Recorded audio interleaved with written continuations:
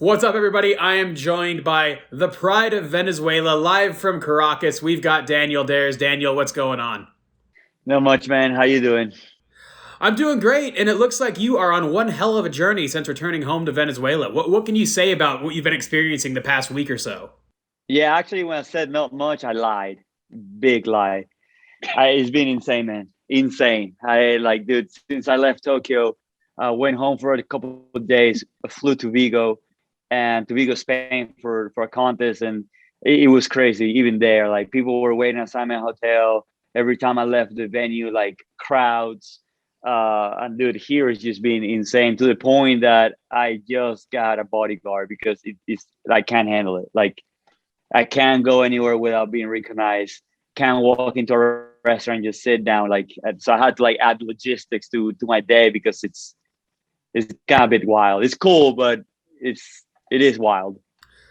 Tell us about your bodyguard. How big and strong is he? He's not that strong. He's actually right here. Can we see him? Let me see if I can show you. Can I have this? Yeah, hold Oh, I like him. He has cool hair. on. So yeah, he's here with me all the time and helps with going places and everything. Just because again, it's cool to get the recognition, but I really cannot go or move or anything. The other day, yeah, anywhere I go, I create chaos. So it's a bit wild. So the big question I'm wondering here, when I see these crowds of people surrounding you everywhere you go, and how excited your entire country is, do they know you got second? They do. They do know. They don't know why, which is funny to explain, but yeah. They know. Okay, because I just I see Logan at home and they're locking him in a hotel and he's just there all alone and it looks really sad. Then I see the guy that he beat praised as the hero of the world, and I'm kind of confused. But hey, run with it. No offense to Australia, but I think we are a happier country. Like we're the Caribbean, we're like, we got warm weather all year, so people here are just happier, I guess. Well, before we start an international war, let's get on to the meat of this interview here.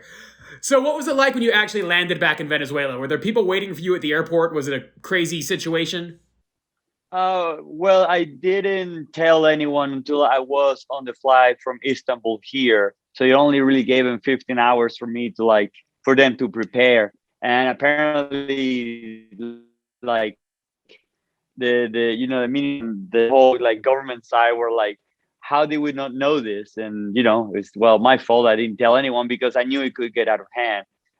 Yeah, I arrived, and when you land in the Caracas International Airport, there's like a VIP section that I didn't even know it existed. So they pick me up. I have to do a PCR test, and then they take me to the VIP. And the vice ministry of sports, he showed up. He came to pick me up, and yeah, we had a meeting, and everyone in the airport were just taking pictures. So from the moment I arrived, like it's just nonstop pictures, which again, that hence why I got the bodyguard now, just because he got out of hand. But yeah, it's been cool. And then when I left, like everybody just says hi. Everybody's like, dude, congrats. Like it doesn't matter where I move to where I go, it's just congratulations all day, whole night. And yeah, I didn't understand how big of the impact it was until yeah, I couldn't really go anywhere because I still think like I'm a normal person. So like I started going to restaurants and that started to get complicated. So my friends that own restaurants here, they will, I will text them like, hey, it's crowded. Oh no, it's chill. I can go. But then like it started getting crazy in the streets. People will like just leave the car there, get out, no matter what's going on with traffic, just to get a picture. So then I needed to go places inside a car and just try to be the least amount outside. And yeah, to the point that now again I had to hire security. The security is not because it's not safe, it's because I just sometimes need my own space. So that doesn't sound very fun at all. I understand it's exciting to have everybody really, really excited to see you and wanting a piece of you and wanting a photo, and that recognition is really cool. But it doesn't sound like that doesn't sound very fun, And I know you're not the most outgoing person. I know you're kind of a private person. Why are you hanging out so long? Well, there's a lot of things that I want to do here in Venezuela. I feel like this gives it's crazy because the energy in the country feels very different. Like the whole country is extremely happy. It's probably the happiest it's been in years, man. So, and it's all because of sports, not just with me, but the whole, delegation that went there. So I just trying to do a few social things, and also, there's been some sponsorships going on. There's a lot of press that I had to do. So yeah, and I mean, I enjoy it here. At the end of the day, I do enjoy being home, especially after not coming here for so long. These last couple of years, I've been trying to come, once, twice a year. The pandemic last year obviously made it difficult. So yeah, I feel like I have a somewhat of a moral and social responsibility to my country to do things and kind of try to improve the areas that I could probably help in. So that's the main reason I'm staying. And actually today we were talking about I might have to stay a bit longer. Um, there's a lot of projects, a lot of little different things. So the country has this new, like the energy is just it mutated. It's different now. It's so much better, and not just with me, with the whole delegation. People are very, very happy. So I want to use that for good, and give it a push, do a little bit more. So, do you feel like your results in the Olympics and this newfound energy could actually feed into BMX and the country can get more behind freestyle BMX for the future generations? I think so. They had a couple of people come up to me telling me how their bike sales has been kind of going crazy this last couple of weeks after the games. And just they're normal people that have kids. They are like, yeah, my kid wants a bike for Christmas. So I think I'm not sure how immediate it will affect, but I think later on it will. Just because you're exposing more people to bikes, eventually, even if only one stays and becomes a professional bike rider, I think that would be a huge win for us. So and also there's talks about doing parks and all that stuff, which that might be a bit harder and a little bit down the line, but the conversation is around from the people that could make those decisions. I've seen you meeting with a lot of politicians. I've seen you on numerous TV shows that I have no idea what they are based on not being in that country. What are some of these things you've done that are really big? And can you try to explain them in terms that people like me would understand? Like, how is this like you're on the Today Show? Are you meeting Tom Cruise? Like, yeah, dude. Like, yeah, I done TV shows that are like Oprah. Like, and again, like it's not just from these TV shows, the Olympics. Everyone watched the Olympics. I had not had one person taking a picture and not tell me how they were watching, they were at the edge of their seat. So yeah, the everyone that people that worked with artists and people, they're like, dude, you are the biggest person in the country right now. There's seriously there's nowhere you can go that no one will recognize you. Like from the oldest lady to the youngest kid, like if if they see you, they know who you are. So it is kind of crazy. There's like banners of us on the highway, on the main highway here in Caracas, with our faces, and and somewhat I have a recognizable face because I always had my hat. I always wear the same thing. So yeah, it is. I don't know how to explain it in the. Sorry if my English is kind of messed up, but I haven't spoke English in weeks. This is probably the first time I'm doing so I might sound a bit sketchy, but yeah, I mean, yeah, things are crazy. well, I like that things are crazy. That's a good thing. So, reflecting back on Tokyo and on the actual Olympic Games, are you happy with your performance? Are you satisfied with everything that went down? And do you feel like you should have gotten first place? I am very happy with my performance, especially considering my age. I wasn't sure like if I could really give the guys a battle. So yes, I am definitely happy. Could have changed anything? Maybe if I would have had a course like a couple of the guys did, I could have adjusted things a bit quicker, come up with somewhat a better line. But I had what I had, and I already had a plan at home. And when I got there, I started working on those little things just so I could get adjusted. Like the copings were, hitting insane, so that took way longer than I wanted, to spend on those obstacles. The small boxing had coping too for some reason, so that adjusting to that. So I spent a lot of time adjusting and trying to figure out how to make the line that I thought worked. And like there was one day that I spent most of the practice just trying to find the finishing part of it, and I figured that out in the qualification run, in the seeding run. So yes, I feel like I spent a lot of time trying to do that. As for the results, I think it could go either way. I think it was more of a, you know, what how the judges felt that day. I think if I would have won, it wouldn't have been like a Rob Logan, just like in this scenario where he wins. I don't feel like he robbed me. It's like he rode amazing too. He rode very, very clean, had a lot of stuff. His line I think was a bit better. I might have had a couple more back-to-back things, but I think his line was ultimately. I think he had a better use of the course because he did the flare in, he front flipped the other thing, and then flared down whip, and he was able to do the pocket. But yes, I can definitely tell that he rode something similar before the event because he had showed up and adjusted very quick. So, you know, that's the only thing I can see. But no, he rode amazing, man. He definitely got, you know, he put his soul in that park and you know, got the gold medal. One thing that stood out to me from the entire Olympic experience was how incredibly big your social media blew up. That didn't happen for all the riders there. A lot of the riders stayed flat, maybe got a little bit of a bump. Yours over doubled, it seemed like. How did that happen, and was that something you were mindfully trying to do, or was that just your country getting behind you and going nuts? I think a little bit of both. So Venezuela does go kind of nuts with athletes and artists and people that, you know, are doing stuff like this. But I also did a little bit of work. So like right before the Olympic Games, I start kind of documenting certain things. So I did an Instagram live for my park, and then I did one about building my bike, and then one when I got my helmet. And when I saw I had a good feedback, I was like, well, I can maybe do some in Tokyo as well. So I got to Tokyo and I showed, like, you know, putting the bike together, telling everyone how was the trip, and then I showed the dining room and the gym, and I started showing people. And then this thing happened where Eddie's bike got stolen, and you know, how the hell did this bike get stolen inside the Olympic Village in Tokyo when we come from what, you know, we're known for being a very dangerous country?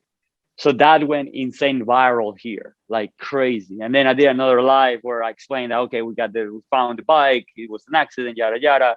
I did another one right after the results were announced. I picked up the phone, went live. So that one, it was a bit more planned. That one was like, dude, I need to like let everyone know because I already see that I have some good momentum on social media going. And yeah, I think it was that work. And then, yeah, Venezuela being that active on social media, they just got behind. And I was checking. At first, we were joking with everyone. Like, hey, man, I just went up 10K. Hey, I just went up 20 more K. Hey, I think I just went up like 50K. And to the point that, you know, I was discussing this with Logan as well. It's like, hey, how much you going up? It's like, oh, you know, a few thousand. Then he will send me a text in the morning like, dude, you just went up another 20,000. Like, we were all watching because it was kind of crazy. I did not expect my social media to grow this big. And I want to say if I would have won gold, I probably would have reached 1 million by now. So, you know, I think that the silver medal is keeping me at just below 600,000 right at the moment from on Instagram. But also, yeah, Twitter went up crazy. YouTube went up. Facebook went up. They all exploded. You've won a lot of big events. You've won much harder events than the Olympics. I've seen you beat 50 guys that were all on their A game. And in here, you did well and you got second against 9 guys. Don't get me wrong, it was, you know, a huge stage and that was exciting. But between the X Games victories, the Feast victories, the UCI Championships, where does this actually rank? You know, if you could throw to the side all the press, throw to the side all the excitement from your home country, this isn't your biggest win. It's being perceived as your biggest win, but it's not your biggest win. Where does this actually rank as far as what you've accomplished in your career? Yeah, I think like it becomes the biggest when you add the aspect of qualifying to it. Just because it's so long, it's not like, you know, it's not as quick as the other. But if we go as like contest per contest, like there's nothing else around it, you just went and competed. I think it's probably one of my best performances because I did a lot of stuff that I liked. So I think even if we had a bigger field, I still would have probably done well. But yes, I think I've done way harder contests, especially when you had events that it's 3 days of competition. That right there just makes it incredibly tough. especially these feast events, they are very difficult just because of the whole no practice, like long days, a lot of people. That adds a difficulty factor. So yeah, I wouldn't exactly know was the hardest event I ever won.